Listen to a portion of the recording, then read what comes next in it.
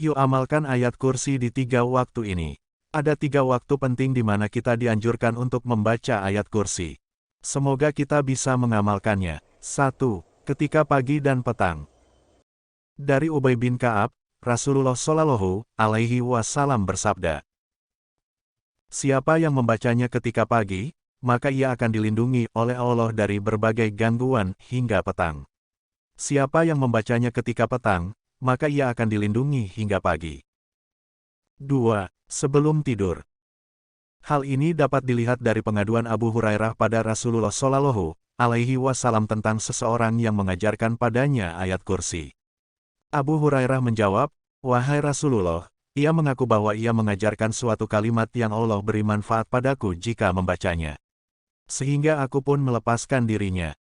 Nabi Shallallahu Alaihi Wasallam bertanya, apa kalimat tersebut?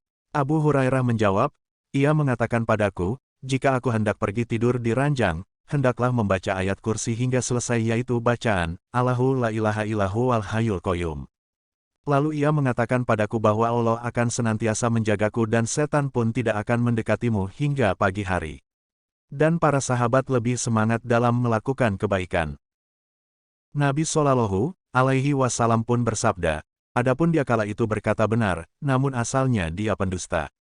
Engkau tahu siapa yang bercakap denganmu sampai 3 malam itu, wahai Abu Hurairah? Tidak, jawab Abu Hurairah. Nabi Shallallahu Alaihi Wasallam berkata, dia adalah setan. Hadis riwayat Bukhari 2311. 3. Setelah salat 5 waktu. Dari Abu Umamah radhiyallahu anhu, ia berkata bahwa Rasulullah Shallallahu Alaihi Wasallam bersabda, siapa membaca ayat kursi setiap selesai salat, tidak ada yang menghalanginya masuk surga selain kematian. Maksudnya, tidak ada yang menghalanginya masuk surga ketika mati. Intinya, ayat kursi punya keutamaan yang luar biasa sebagaimana disebutkan dalam hadits berikut. Dari Ubay bin Ka'ab, ia berkata bahwa Rasulullah Shallallahu Alaihi Wasallam bersabda, wahai Abul Munsir, ayat apa dari kitab Allah yang ada bersamamu yang paling agung? Aku menjawab, Allahu la ilaha illahu wal hayyul qayyum. Lalu beliau memukul dadaku dan berkata, semoga engkau mudah memperoleh ilmu, wahai Abul Munsir. Hadis riwayat Muslim 810.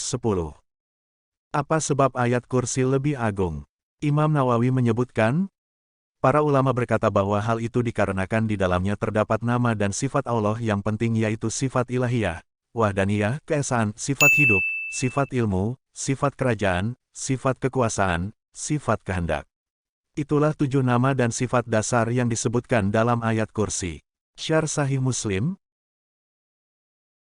Semoga bermanfaat.